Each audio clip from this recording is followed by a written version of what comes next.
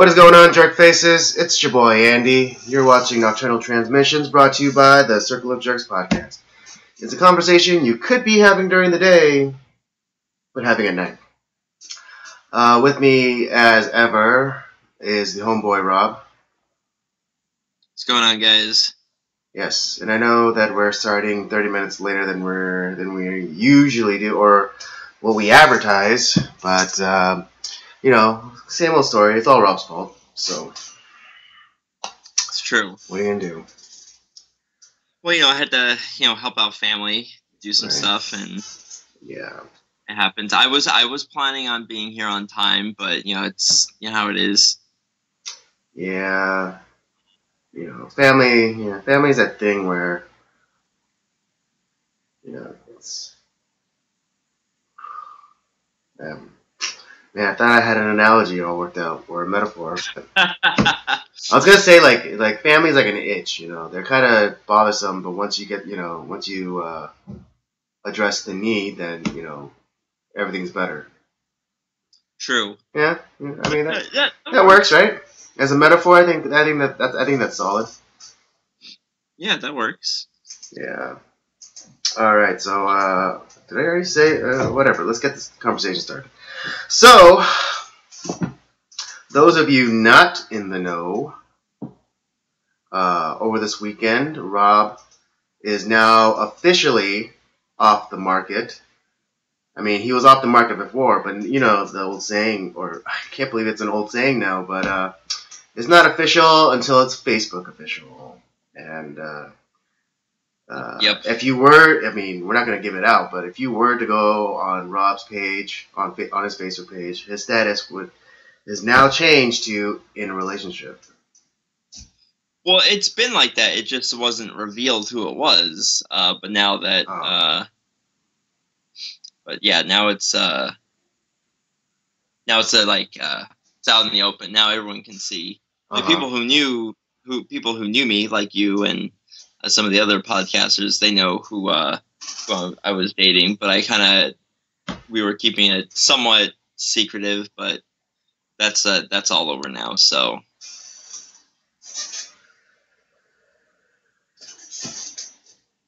But yeah, now definitely, so I've been off the market for a little while, but now it's like officially official. Yes. Officially official. God, I hate that, that double speak, It's like really real or really really or Yeah, there's something that the other day I was watching the Andrew Klavan show, and he brought up a very good point about culture and like how and why he's a fan of old movies, and it's because of the dialogue and how language is important, and how was it like it's like, well, that's people don't talk like that. Yeah, they talk better than us. It's that's the whole. I think I caught that one. Good writing. It's good writing. It's supposed to be witty and it's supposed to be better than us, and not as a way to talk down to people, but language is important. It's because we tend to create these a lot of double speak and slang, and it's. Well, I mean, slang is I don't necessarily mind it. Admittedly, there's some slang words I don't particularly care for, but slang in general, I have nothing against, because there's slang that was used back in in the early part of the 20th century, and right. But it again, language kind of evolved, and we started picking up new vocabulary, we add new words to the lexicon. I mean, I think that the word "cool" is like the only example of something that's endured for it has been cross generations, because it was originally utilized or adopted in like the late 50s, early 60s, but maybe the exact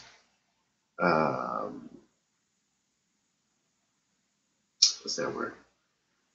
Maybe the connotation has changed, but it's still relative. It's still used to indicate a positive or an affirmative an affirmative response.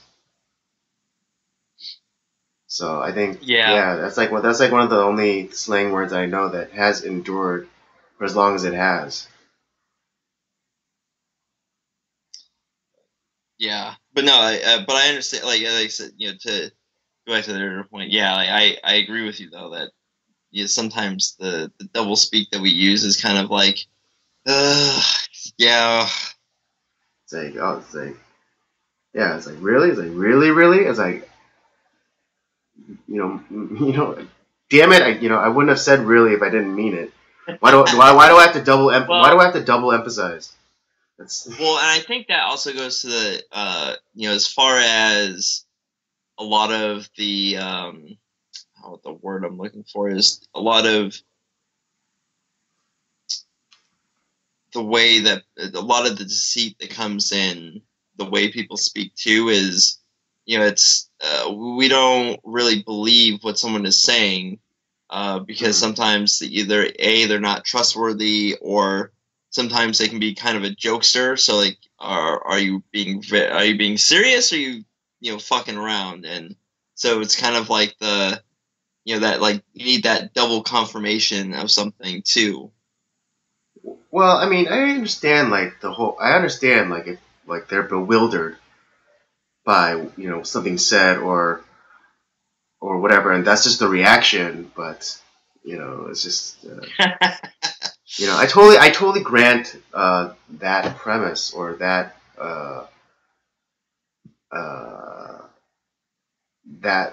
stipulation. But it kind of goes back to like my gripe about making plans these days, where you make the plan. At least I try to do it. I say I'm gonna show up. I say I'm gonna be there, and you don't have to call me the day of and double confirm. It's like, oh, you're gonna be there, right? It's like, I said I was gonna be there, so I'm gonna be there. Right. But like nowadays, when I make plans, especially with like younger people. Oh, well, I get canceled on the last second so much. It's like that's why I hate like making plans with certain people. Yeah, with younger people, because it's not like it's not because nowadays it's just they make the plans, but then they don't break the plan for any legitimate reasons. It's just something more interesting or potentially more entertaining. A more entertaining option has come along that they're gonna break it. Right. It's not as if like a family member died or the car broke down or whatever. Exactly. And so it's all because you and I grew up in a generation we didn't have cell phones growing up as kids. At least I didn't. I don't know about you. And I'm not that much older than you, fool. I mean, cell phones were around like when we were like in high school, but not. Yeah, my dad had like one of the earliest cell phones. It was like a giant brick, like, and that was in elementary school. And for me, that was like in like the early to mid '90s. Right. So cell phone, like, I guess the idea of the cell phone or the cell phone itself has been around, but I guess we have to delineate because the cell phones back then were actually used as phones as opposed to the smartphones that we have today, where they're just basically miniaturized computers. Right. Well, my point is that as far as getting in contact with someone was much more difficult, and that when you made plans with someone, like you followed through those plans, but and you had like there was that window of acceptability of like canceling on those plans, but you actually had to it was if you did it the last second, you were kind of deemed a jackass for doing that. Whereas like nowadays, it's like people are canceling like literally the 11th hour, and it's like, dude, I'm already here. Like, if you had said something, like, I wouldn't be here. You know, I would have just stayed home. Like, Right? Yeah, it's like you know, a lot of times, you know, when I make plans with especially younger people, God damn, I hate that we sound like old men complaining about young people, but you know, goddamn youngsters. damn, get off my porch. But yeah, there are certain times where I'm legitimately halfway to the restaurant or to like the venue or whatever, and they call me as like, oh hey, sorry, got a break, you know, can't make it. It's like, and you know, and a lot of times it was their idea. You know, it was like, hey, let's go hang out and da da da. It's like, you know, and then you know they make the plans or whatever. You know, they suggest the place and everything, and then yeah, that happened. Yeah, it's very annoying. Very annoying. Oh, I remember like one of the worst offenses in this is for a not with my current girlfriend, but like someone that I was supposed to go on a date with, and like I my both of our schedules were a little bit crazy, and so I moved everything around in my schedule to like meet up with hers. And I mean we had like had like other like dates and stuff, but right. She tended to be kind of flaky, and there was I was like we'd already like, all right, this is where we're gonna eat. So like I was there, and then it was I figured like within about 15-20 minutes like a buffer time, just because sometimes traffic is bad. And then about like 30-40 minutes into it, it's like still no show, no text, no phone call, nothing. And I was like, okay, well, are you coming? And I was like, oh yeah, sorry, no, I can't make it. It's like, well, when the fuck were you gonna tell me? Because I've been waiting on you for 45 minutes. Like, if I had not texted you, would you have said anything? It's like, and it's like, come on, like you can't do that. That's really like you're being extremely rude to that person doing something like that. I was pissed. I'm still pissed about that. Yeah, I mean that happened to me too. And this is like before smartphones. You know, we had. I mean, it was late. It was early 2000s, so there were cell phones. I had the Nokia like brick, and and I was still printing out directions from MapQuest. And yeah, I was supposed to go and go on this dinner date with this girl, and we made the plans. I said, yeah, I'll be there. And she's like, cool, I'll see you then. I was like, all right. And I get to the place. I used gas. I paid for parking. And I waited there, and and I did try to get her. I did try to call her. But she wasn't picking up, and then finally she does pick up. And I said, "Hey, where are you? I'm outside the restaurant." And she's like, "What are you talking about?" I was like, "Yeah, we said that we were gonna go have dinner." And she's like, "Oh my god, I'm so sorry. I totally forgot about it." I was like, "It was kind of your idea." I said, "Let's go get dinner together," and then she said, "Yeah, let me know when." I was like, "All right, let's go." And yeah, that was bad. But I guess I'm also a little sensitive about it also because early on in my career as a photographer, I'd set up these shoots so I could build my portfolio and have the experience of working with people and models and whatever. And a lot of the times the models would flake, and it's not, and it's just as bad because I reserve the studio, I set up all the lights, I get everything ready, and then they don't show up, and so and I mean I understand. Especially back then I was doing this thing called TFP, which basically means time for prints or time for pictures. So the model's working for free, but I'm also working for free, but it's a mutually beneficial arrangement. So I get photos and she gets photos, and or he gets photos. So everyone wins. So it's not some lopsided agreement. Right.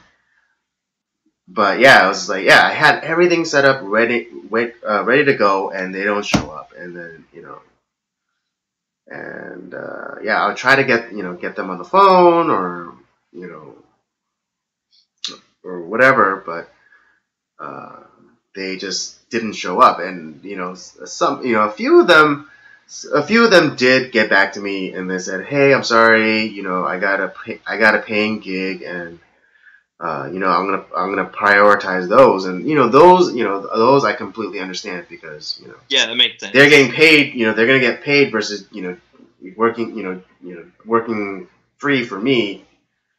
They're gonna go for the money, so I completely understand that. But yeah, it was like happening to me a lot to the point where I would start like booking like 3 to 5 models for a shoot, just to hedge my bets, just to hedge my bets, and to in case and like the worst case scenario is one person dropped out, and I would just have more people to shoot, and that and that's not necessarily a bad thing. And so, but then yeah, the worst case scenario was all of them, like all of the models I booked flaked. But it's just one of those things where kind of you start learning tricks as you go.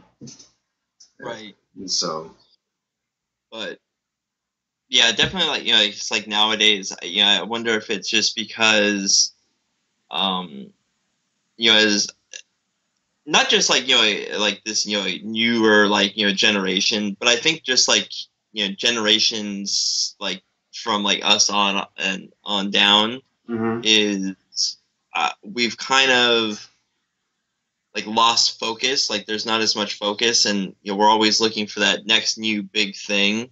And I think that bleeds into like our social lives too, where it's like, okay, I kind of made plans with this person, but let's see if something better comes along, which is to me is kind of like is very like rude and kind of disrespectful in a way, because like, well, I like this person, but maybe something better will come along that I really like. It's like, so it's like your friendship with that person is kind of like very tentative, almost like as long as like it's exciting, I'll stick with that person. And that's kind of a shame. I mean, because there's a lot of like of my friends, you and Daniel and so the guys that we do like the podcast with, where so we don't necessarily have to do like something like super exciting or go out and even just hanging out and whether it's like watching a movie or just BSing around at my apartment and stuff. That's fun. Like for me, that's fun. I don't know about the rest of you guys, but I feel like we always have like great fun and great conversations when it's just us hanging out and not just like looking for this like next big great adventure that's not really out there. Well, I mean, I don't mind those quieter nights, but every once in a while it'd be nice to go out and meet new people. But yeah. I'm not saying that like that shouldn't happen. I'm just saying that like but every once in a while, just like we're not always necessarily looking for like the next big new thing. It's like, well, I'd like to hang out with Robert, but hey, let's see if something better comes along. Yeah. Well, I mean, that's kind of I don't know. That just seems kind of like the problem. Well, then you kind of run into like a different problem where people go out, but then to a social kind of environment, be it a bar, club, something where there's a lot of social interaction, and they don't like, they kind of like just they people hold tight to the group of friends that they came with. And I'm not saying that there's anything wrong with that, but I mean, like, if you only wanted to hang out with your friends, then why even bother coming out? You could have, you could have you could have saved, especially, at clubs or at bars, when you could have easily saved like $50, $50 just buying like a handle of vodka and like some orange juice and making screwdrivers for dollars, and instead of paying like $10 for a screwdriver at a bar or a club, and talking with your friends that you could have done, at your, in the comfort and safety of your apartment or your house. And so, Yeah. it's just kind of odd to me, because I make my approaches, to to women and things like that, and they have like this weird reactions, like, oh, how dare you come over to us and try to talk to us. Yeah, right? Okay. See, And, I'm not the only one. it's just like, well, we are at a bar, we are at a club, we are at this social gathering. I thought I might switch it up. I thought I might switch it up and maybe talk to, someone that I don't know or I didn't come with. And I think a lot of what happens too is that, when it comes to like that, because I get that look a lot of times too. It's like, how dare you talk to me? It's like, listen, I'm not trying to like, get in your pants. I was just saying hello. I tried to be, friendly. Like, you're not like right. all that, okay? Yeah, I mean, with the things going on right now, I'm not surprised that what is it? I'm not surprised that men are not making approaches to women as often, or I certainly wouldn't. Just because I think the chessboard's been flipped, essentially. There are no there are no more conventional rules, and so a bishop can move like a rook, and a rook can move like a knight, and a knight can move like a pawn, and the I guess the kind of, I mean, just recently with like the whole Aziz Ansari thing, and just like the description of the date that anonymous girl went on with him. It'd be hard. I'd be hard pressed to say that that anything described in that open letter or that article could be constitute as rape or sexual assault.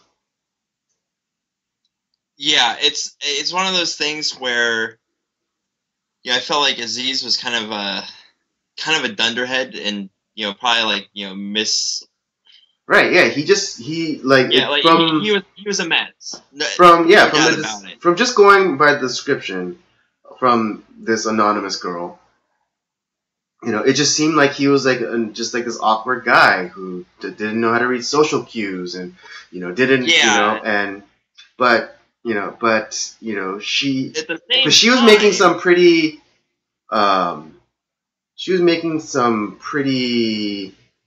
what's the word I'm looking for? Confusing. Well, she was stretching though too, because she's like, oh, like he couldn't tell that I was uncomfortable. He couldn't tell this. He couldn't tell that. It's like, well, he's not a mind reader. Yeah, and it's like, one of those things where you gotta, like, if you don't like something, just say it. Like, oh, I'm sorry. I didn't know you didn't like it. And if he still continues, then it's like, obviously he's a real dirtbag. Right. And I'm not defending Aziz in any way, because I kind of think he's there's things that I like about him, and then there's just like his ideas on like dating and stuff like that, or like kind of that whole, I don't know. There's about all that stuff is kind of I don't care for. I mean, I don't know. I don't know him personally, but another comedian Owen Benjamin does not have very kind things to say about him. Yeah, I'm inclined to I'm inclined to believe him just because of Aziz Ansari's like kind of stage act and kind of his uh, kind of views on certain matters that he completely makes apparent. Like whether it's on his like show or like when he does like interviews or like the book that he wrote about like modern dating, which some of the things he's he pointed out I tend to agree with, but but then again some other things I don't agree with him on, and so yeah, because he does seem like the type where because because Amy Poehler came out in defense of him and was like, oh, I don't know where this is coming from. Aziz is a sweetheart and all this and all, this and that. And then Owen Benjamin had a really interesting observation. The only reason why she says that is because she's higher than him in the stack. And so, like, he as he's an ass kisser. So of course, if to someone big and someone more powerful than him, he's gonna be like this goofy kind of like, oh hey little brother type. But someone he feels as lower than him in the stack, he's gonna treat like crap or very not respectfully. Yeah, that makes. Yeah, I know a lot of people like that. Right. Well, and even like the idea of this whole like modern dating thing that's going on that that he talks about in his book, and all it makes me really think about is to kind of bring history into this is we live in the times of the French Revolution. All the the idea, all this the social norms, like trying to like burn down like history and tradition, and just be with whoever you want, and it's okay to just not to judge people who sleep with someone like on like a first date or whatever. Like that's not the point, but like the idea of just like those are like the type of just these quick relationships that don't really have any like meaning, and it creates a lot of situations like this that we're in now where it's like, well, you came and did this and then like you're doing this, and it's like, well, yeah, I mean, you get like there's clearly you get like the crazy people like your Harvey Weinsteins who are just deplorable humans, and then you get like kind of dunderheaded guy coming out of his mom's basement like like Aziz over here, and it's just like he just doesn't know he's just kind of like the normal like awkward guy in some respect, where it's like, well, how is he supposed to know? It's just he's the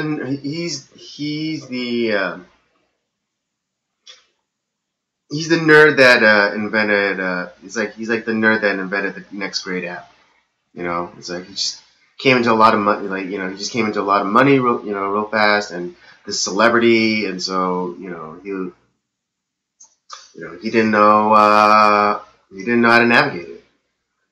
Right, or right. or just like is an inherent character, to be as Gad Saad, this Canadian evolutionary psychologist, calls him a sneaky fucker.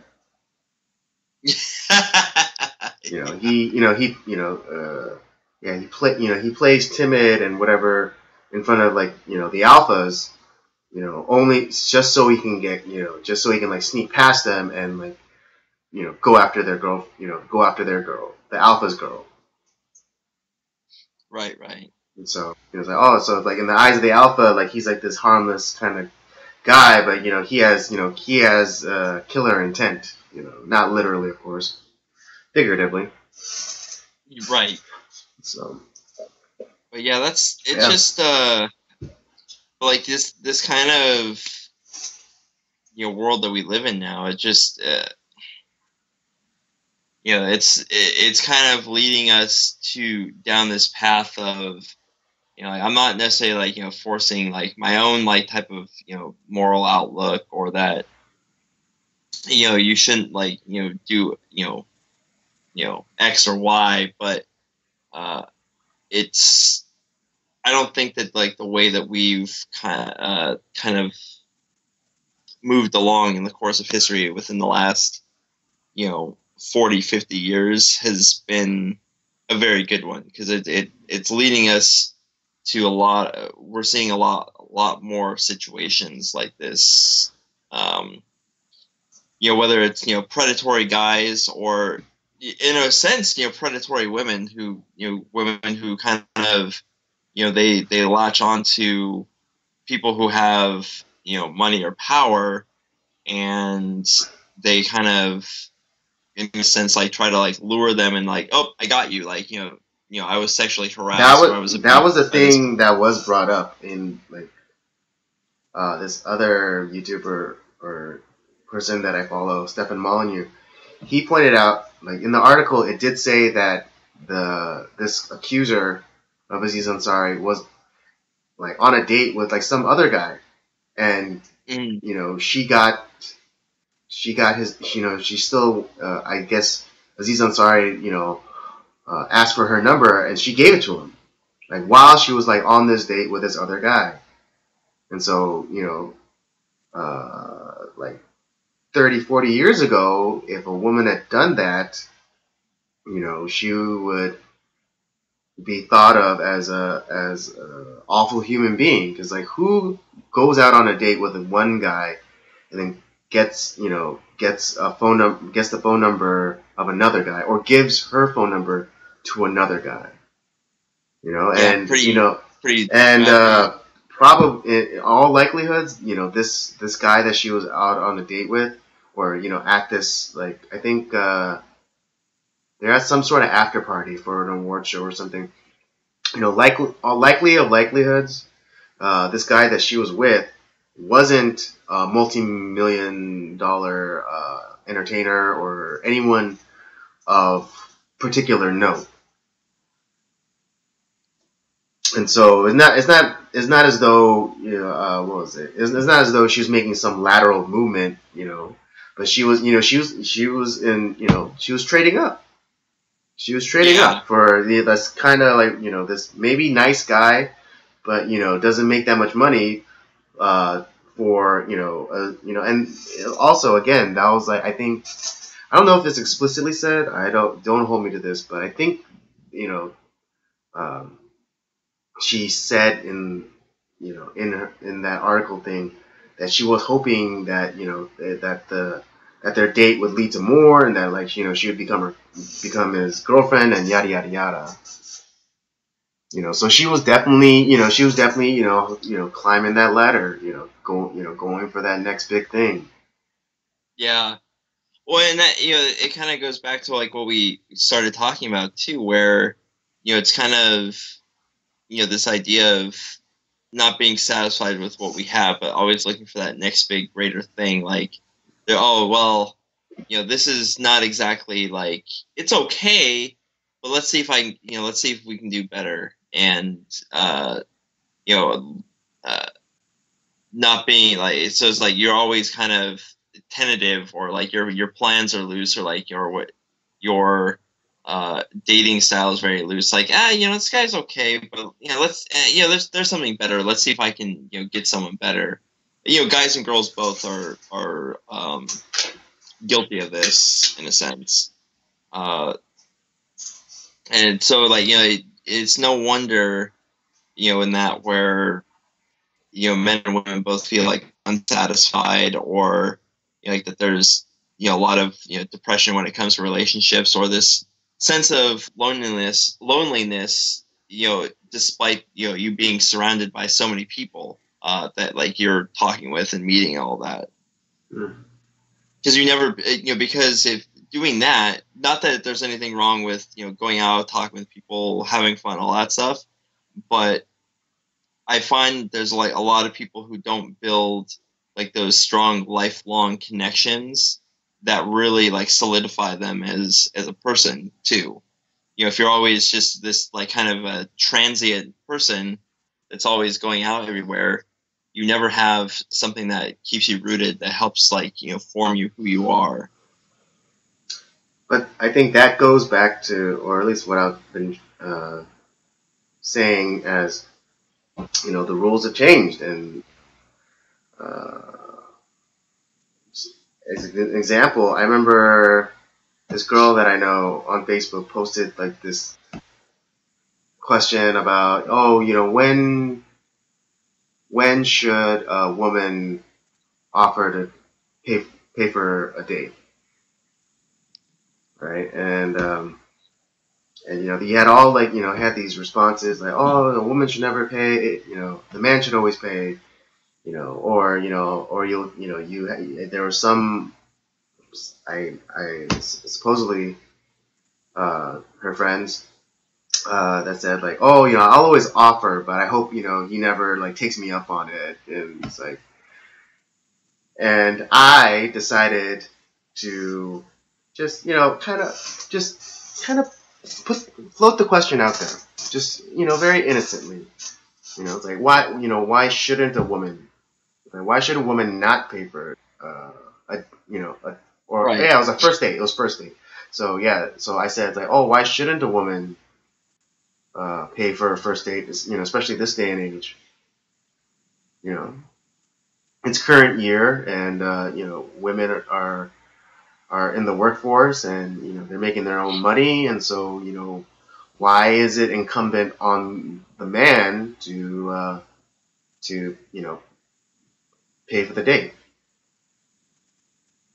And you know, and then it's funny because like I guess one of her guy friends came and, you know, started white knighting and talking about like Gotta love those guys. talking about like, oh, you know, back in the day, you know, women, you know, women were basically sold off by their families, and the man, you know, the man just came, and you know, they fed him, and the woman like played the piano for him, and you know, so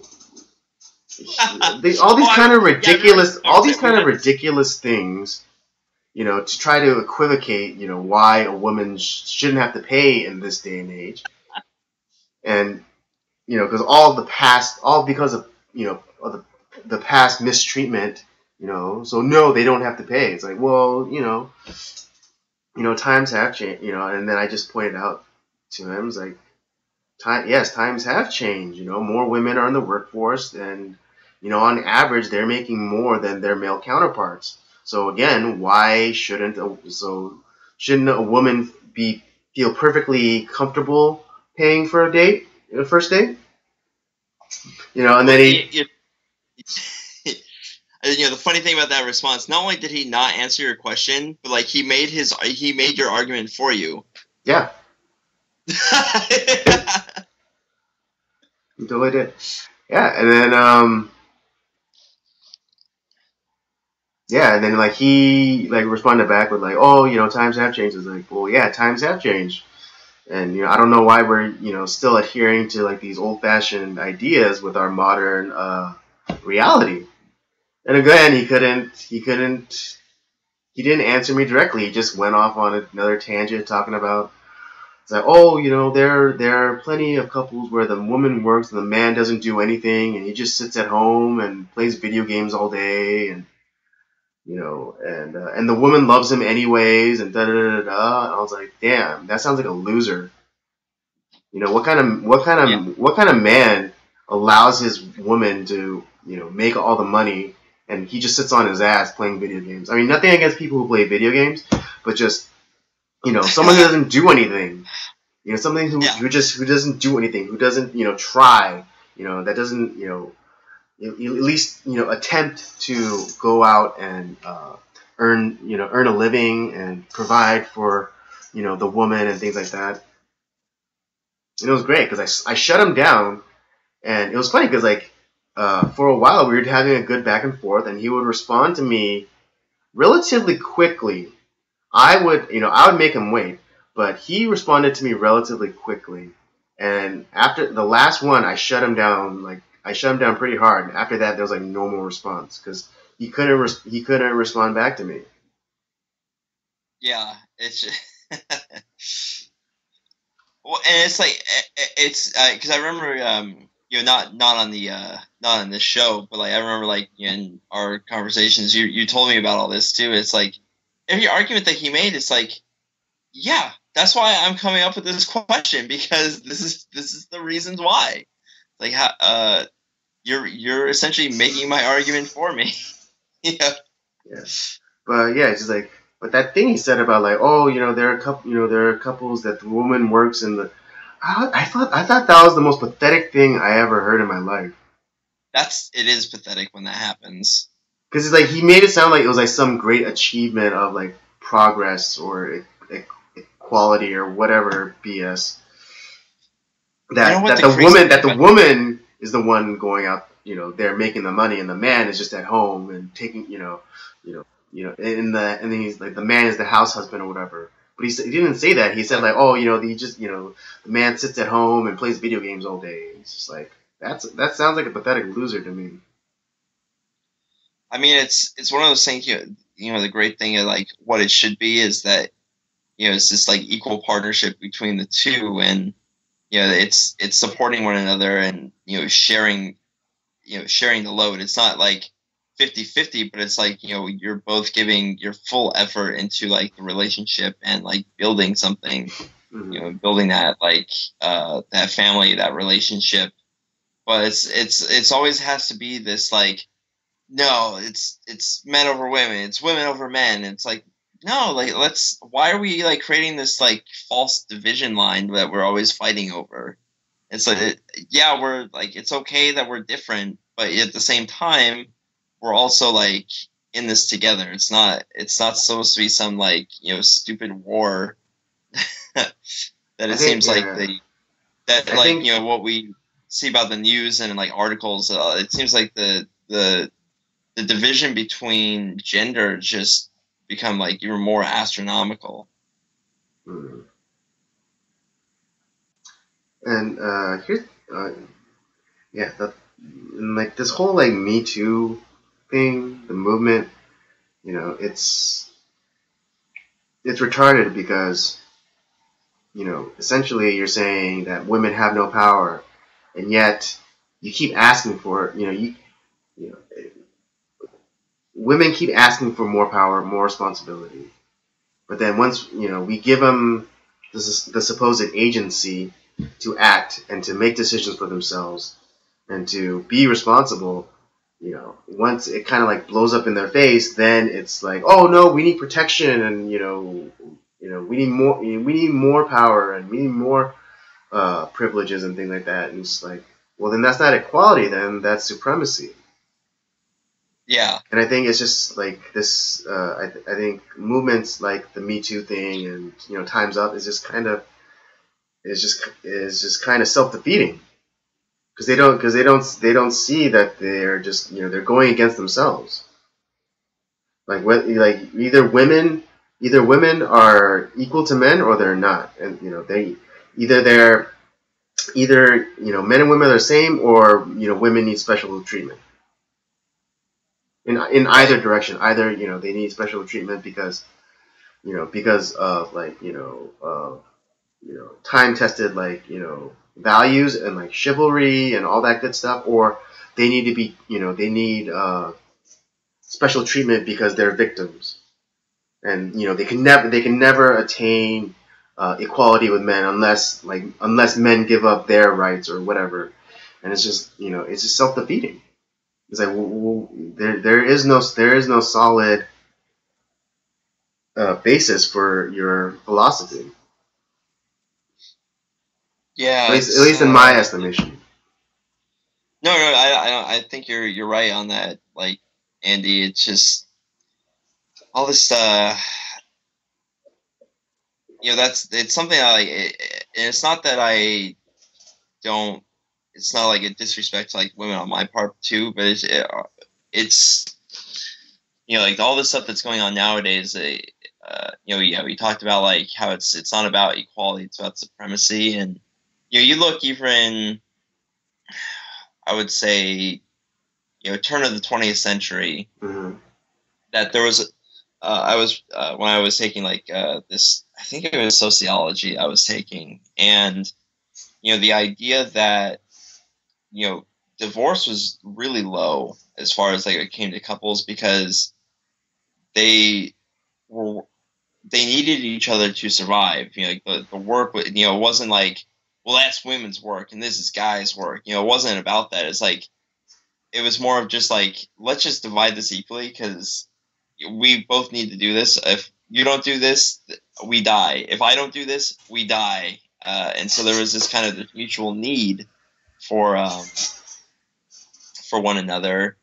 And as time has gone on, that idea of like the mutual need, and on two different fronts. It's not because we don't. It's not about like having the woman in this section of like the household because, well, that's women's work. It's just like it's this idea of mutual need and mutual interest, for survival and for growth. And well, you're just talking about complementarianism, then, It's just like, there are certain strengths. There are certain strengths and weaknesses that a man has, and there are certain strengths and weaknesses that a woman has. And when they come together, they help offset those things. Exactly, and that's what we've gotten away from in the last, I would say, 20, 30 years. Yeah. I'd say that. And especially so that's kind of, I see that as a sad thing. So instead of coming together and working together, we're just like creating this gap where it's honestly like there's, what is it, a lot of people call it the sexodus, where guys are just like, hey, you know what, fuck it, like I'm not gonna so I'm not gonna I mean, there's a documentary out called The Red Pill. And it's it's from this woman by the name of Cassie J. And she was a staunch feminist. She identified as a feminist, and she's made documentaries about like women, women's rights in like Africa and other parts of the world, like basically women's issues. And so And then she, started noticing this trend of this group called MRAs, or men's rights activists. And, she, initially believed all of the kind of propaganda against them. Like they're misogynist, they're chauvinistic, they just want women to be barefoot, in the kitchen or pregnant. And so she went on this journey to make this documentary. And slowly, and what was great about her process was she kept a video journal, a video diary of the experience, and throughout the documentary, you slowly start seeing her struggling with what she's believed for better part of her life, and all this new information that she's getting, like like how family courts favor the mother over the father, and how even if the mother made more, if the wife made more money than the husband, then more often times than not, the husband would still have to pay alimony, and just like this imbalance that's been going on between men and women, and through those video diaries, those entries, you start seeing her wrestling with like everything that she's been told and believed, with all of this new information that's coming on. That makes complete sense, and that started making more and more sense as time went on, and as she was starting to internalize this new information. And so it was really great. I No. recommend this documentary to anybody out there. Go watch it. It's a good one.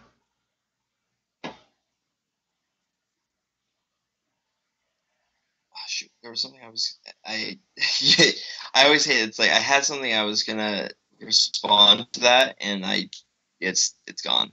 Oh, well, I mean, maybe it'll come back, but uh, just yeah, one of the stories in it is just like heartbreak. One of the stories from like one of the men in this documentary.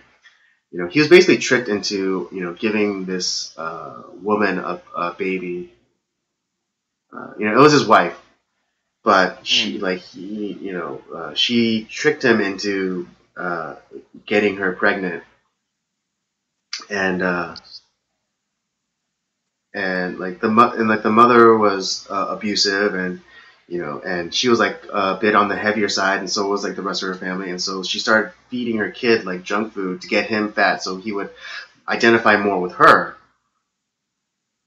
Oh my god, that's Yeah, horrible. yeah, and then like every time he would go, and every time the son would come visit the father would weigh him, and he was then trying to build a case against the mother of like child abuse. So, oh, my ex is like making my kid fat, so Right. or whatever. And there's actually a rule. I think it's in I don't know if it's just in California, but like where parents can't weigh their kids, like especially in I think after like a divorce. Oh, it's such an odd rule. Okay. Yeah, it's so I guess it's to prevent you know either parent, but most likely it's either parent from like trying to build a case against the other for custody. But Jeez. yeah, it was like the court process was so long and taxing that eventually he had to stop, and I think it did. I think he said that it put a strain on his relationship with his kid because it's like, man, I want to fight. You have no idea how much I want to fight for you, but I just can't afford it. Yeah. And so, Yeah. I have a friend of my parents who's kind of going through like a crazy situation with like his ex, and like they have kids and stuff, and it's really like awful like what mm, goes on in those like family courts. Like I mean they it's the guy really just has essentially like zero rights to anything. It's such an uphill battle, yeah, especially in California. It's really bad. yeah. I mean, we're kind of ground zero because what is it? Reagan uh, authorized no fault divorces Mm, when he was governor. And so that I think that was like the thing that opened the floodgates to all this like divorce culture and like this kind of like toxic this toxic those toxic family courts. yeah, it's well, and like I said, no one's you have like one argument or whatever, and it's like, well, this isn't fun anymore. It's like, and it's just like let's call it quits instead of like trying to you know Yeah, figure it out. I mean yeah, and I've been thinking about this, and Gavin McInnes makes a good point because he was recounting a story of I think it was someone that he knew, and he was married, they had a kid, but they ended up breaking up. They each remarried, but they still remain friendly. And I think Mhm. they said like I think that that they considered each other friends. And and then Gavin McInnes made the observations like, well, if if you guys can get along at that level, then why didn't you guys like try to stick out, try to fix or fix your marriage? If you guys could, Right. yeah, because if you could be friendly and you could be friends at that level, then why couldn't you have made it your marriage work? it seems kind of crazy. Right. Because I mean, if because if even if you're still compatible, because like to bring it back to uh, a biblical lesson is like even in the Bible it says like don't divorce haphazardly. If you can work it out and make it work, then you should do. I'm paraphrasing, of course. Yeah, but yeah, it's along the lines of there's certain like allowable reasons to get a divorce, but like that it should be the absolute like last option, not like the first like right. go.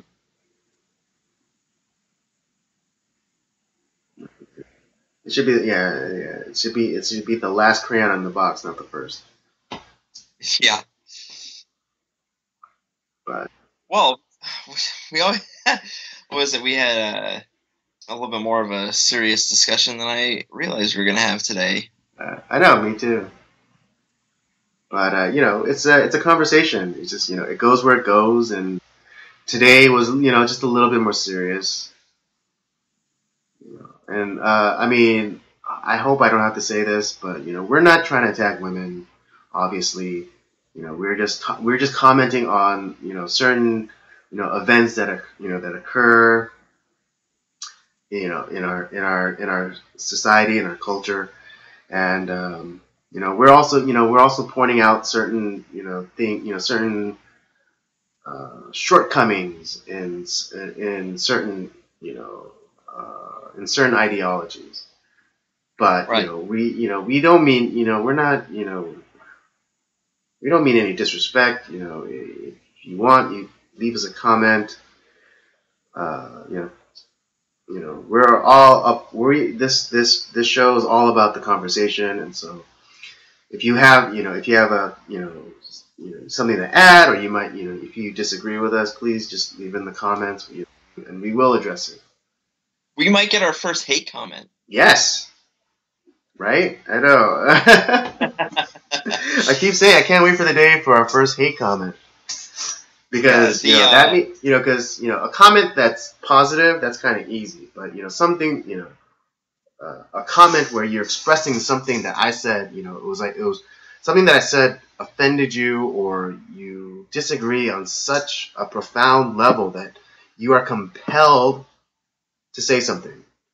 That's what I'm looking for, Yeah, exactly. And That's what I'm looking for right here. To piggyback off what you said too, it's not about we're not just like making haphazard comments either. We really do care about women. We do care about equality. What we don't like is kind of the extreme genderism, as you will, like where it's kind of this battle of the sexes all the time, and right. And it's this forced like this, or the supremacy blanketed or disguised as equality. Yeah, because I think is the problem. Because there might have been a time back when we were still like wearing loincloths and living in caves, and and the women did go out and hunt, and the men stayed in the cave and looked after the kids. But maybe like the women weren't doing such a good job, and the men were we're constantly letting the baby getting half eaten by wolves. And so we decide they decided back then, let's try something, let's switch roles, and see what happens. And and perhaps the men had more success and the women were better at fending off wolves. Yeah. And looking after the children. So exactly. Yeah, it's funny because there's this Korean, I forget, like Henry Cho, I think I forget, but he's this Korean American comedian who did this special. I forget when. It might have been on Comedy Central back in the day, but he made this joke about how if God came down and said, "All right, men and women, you're gonna switch. The men are gonna have the babies, and the women, are gonna be the ones who impregnate." Like he's like, "Well, that would be the end of the human race." Probably. Yeah, if all of a sudden just God said came down and said, "All right, now men, you're gonna have the babies," and it's like, "Oh, well, that's the end of the human race." Yep. Uh, Oh, I might have to look that bit up. what was that? I might have to look that bit up. Oh yeah, I'll try to find it too, and I'll try to send it to you. It's a pretty good set. Especially, I mean, because since you've lived around Koreans, most of your life, so there are some kind of like Korean American like stories like that are uniquely Korean American, first generation Korean American. So I think you'll get it, and you'll I think appreciate it. Oh, I probably will. Yeah. Yeah. Mm. God, yeah, I do. I have been around Koreans for a long time. Yeah, I bet you're more Korean than I am. That's what my girlfriend keeps telling me. Who's also Korean. Yes. Yes. So since you said that you went up to see her this weekend, right? Yeah. We it was her birthday, so Oh. I pretty much I was hoping I'd get like 2 days off, but that didn't happen. So I kind of left work on Saturday, drove up to go see her, had dinner, went shopping, all that good stuff with her, and then we hung out with her most of the Sunday. We went to church on Sunday together, her church on Sunday up north, and then hung out for a bit, had lunch, and then I drove back down. So it was just kind of like a kind of a like half a day ish. It was about a full day, just kind of split between 2 days. But it was the I thought MLK was a federal holiday. It is, but there was still work to be done. So we might not have gotten our mail, but people were still back at the post office working. Oh yeah, exactly. Yeah, usually even outside of a few holidays, there's usually somebody working on a holiday. Because the day after we get back from a holiday, it is a madhouse. Really backed up, and it's really bad. So yeah, so it was the work. If we didn't do what we did on Monday, it would have just been a complete disaster today. I see. I see, says the blind man. Yep. It's funny because I think I know we seem like a really serious show tonight, but I think ultimately we're talking about kind of the failure of communication, right? Between the sexes, between generations, and I think we need to just get to back to a place where we have a standard of communications, where this means this and that means that, and so and have a real understanding of it. Yeah, instead of constantly changing the definition of the words that we use in language, is well, this used to mean this, but now it's our word, and that's makes us feel uncomfortable. Well, that's ridiculous. It's just a word. But no, that I like I said, the idea of how language is really important in how we utilize it. Mm-hmm.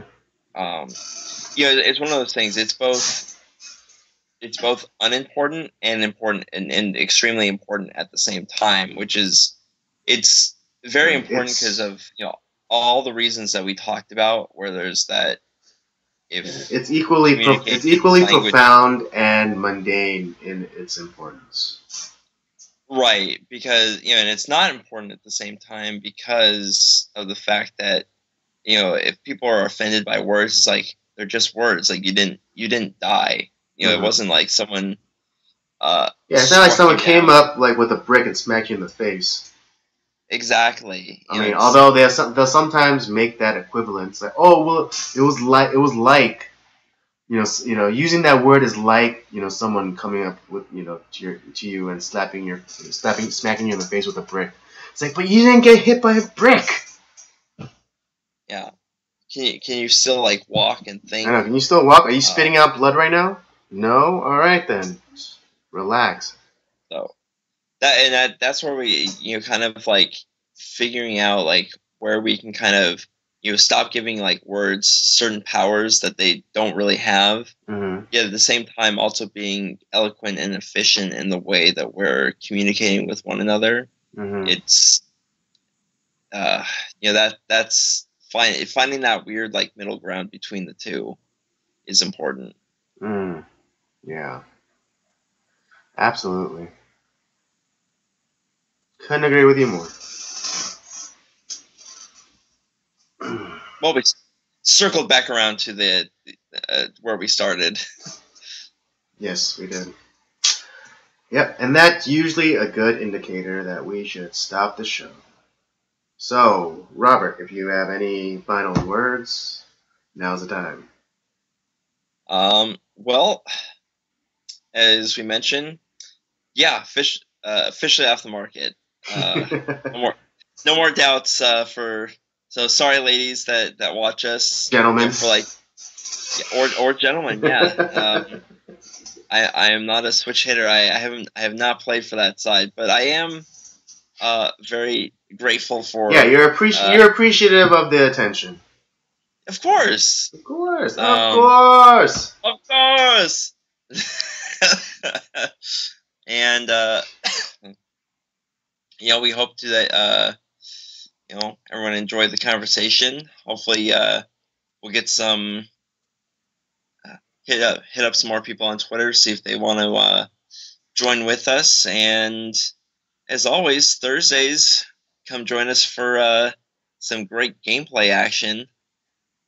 We're finishing up Mario 3 on the Famicom soon. A few more episodes of that. We got a new game going to be starting pretty much right after that, and love for you to come check it out. All right. Well, that will do it for us tonight. Thank you for joining us. Thank you for joining us every week on Tuesdays, usually at 8. We're really trying to work on that, but it's all Rob's fault. Yes, don't forget to catch us every week, Tuesdays, 8 p.m. Pacific Standard Time. And don't forget to check out Rob's show Up by Up Down. The next episode will be dropping this Thursday, so be on the lookout for that. And when you subscribe, don't forget to check the little bell icon so you can keep getting notifications about uploads. And don't forget to follow us on our social medias, Twitter at PodcastCOJ, and on Instagram at Circle of Jerks Podcast. And with all that said, we'll say goodnight to you.